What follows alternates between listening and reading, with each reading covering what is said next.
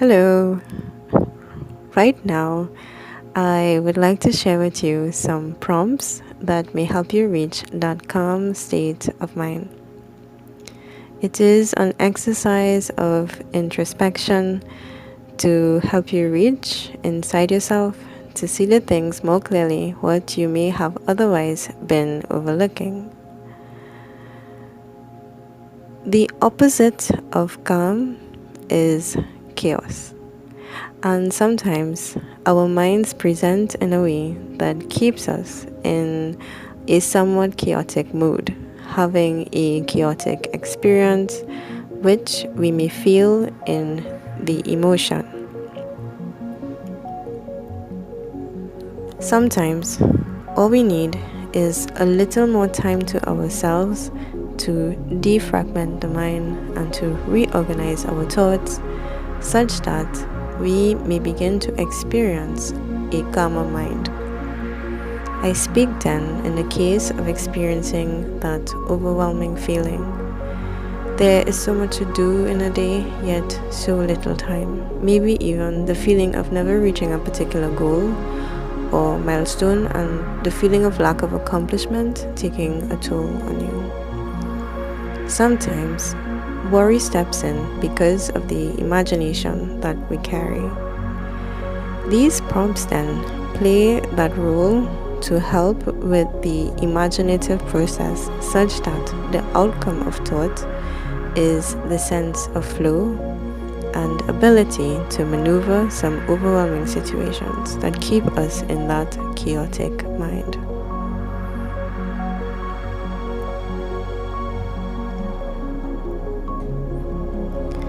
This is a very commonly asked question. Most times, we already have the prepared answer. Very seldom, though, do we take the time to answer this question with ourselves being that audience. We casually pass this question and move on to much seemingly heavier task.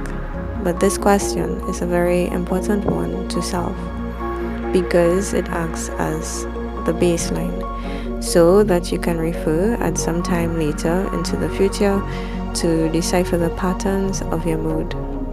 It helps you to better understand you and learning the timing of your mood.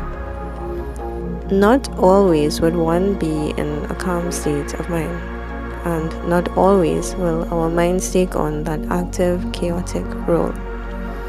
Usually, there is a mix, especially when stress is added to the equation. Being brutally honest with yourself is the first step and wonderful gift you can give yourself, because from this starting point, you may either decide to change the state of being or reaffirm that you are indeed where you want to be.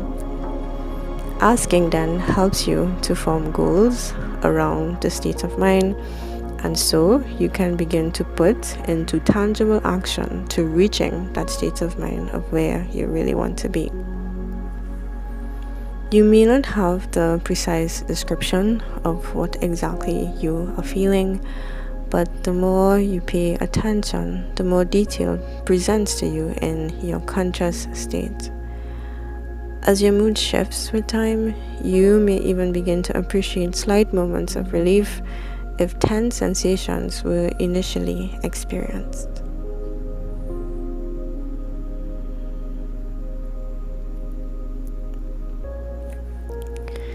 This speaks to your core. What do you represent?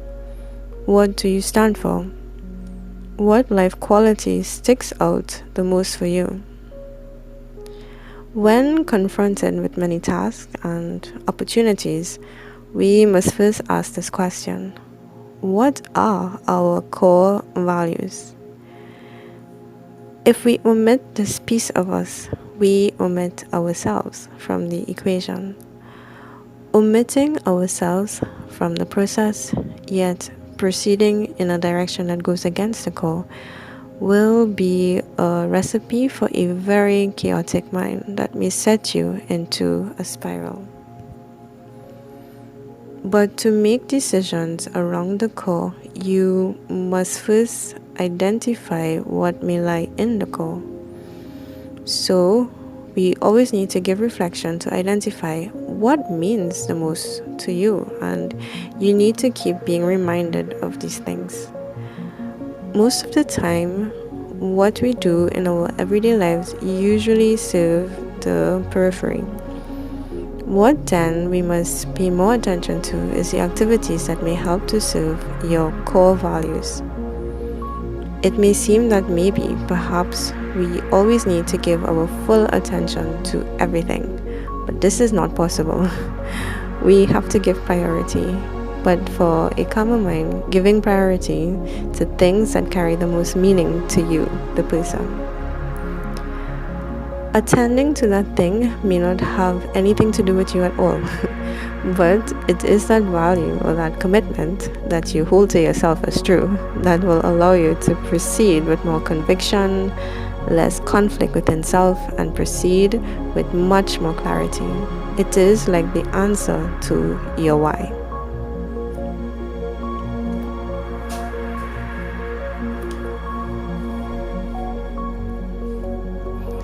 Is there anything that you see yourself thinking about in the long haul? Something that allows you to go the distance? Very often, we think of accomplishing in the much shorter term. But thinking into the very far distance, even if it is not so or perhaps not going to be so, for changing seasons, cycles, and trends, thinking into the distance may help us to keep our minds grounded. We accept that there will be bumps on the road, but when you travel a much longer distance, you can see that there is greater room to close any slack.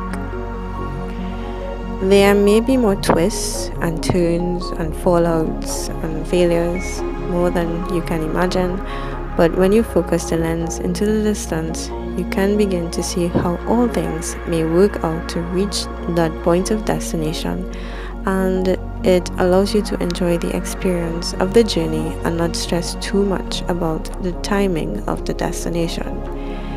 Your mind then grows focused to the process and not solely on the anticipated outcome.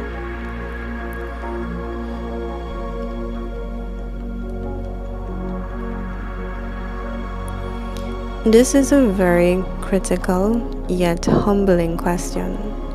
We may think one thing, we may believe one thing, yet as a situation plays out for us, we do another thing. This is not a very easy question to answer because we reside within ourselves, but we also reside within a much bigger world with numerous variables to play with. Not always can we predict or even control outcomes outside of ourselves, but we do have some space to work within the frame of ourselves to decide how exactly we want to feel and how we want to be, even in the midst of a very chaotic outer world. Can we be calm in a very chaotic world? There is no one answer to this, as everyone reacts differently to the same stimulus.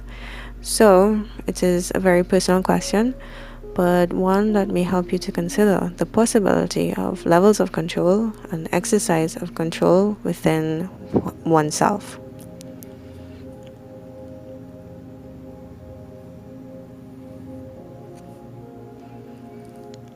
Most times, when we want to reach moments of calm, we look for additions into our lives. That is, incorporating new ideas and new practices. But very often, what is keeping us back from our calm selves is the very things that we already do, yet we pay little mind to. In this case, less is more sometimes.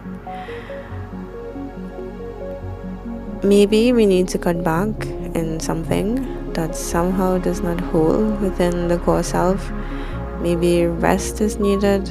Maybe we need to give ourselves less to do in order to see more clearly what actually needs to be done.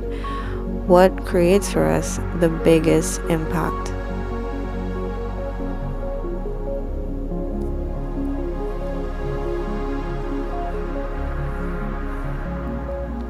These are only 5 questions, but I hope in any of these it may lead you to further reflect and see what lies within to help you discover your calm mind.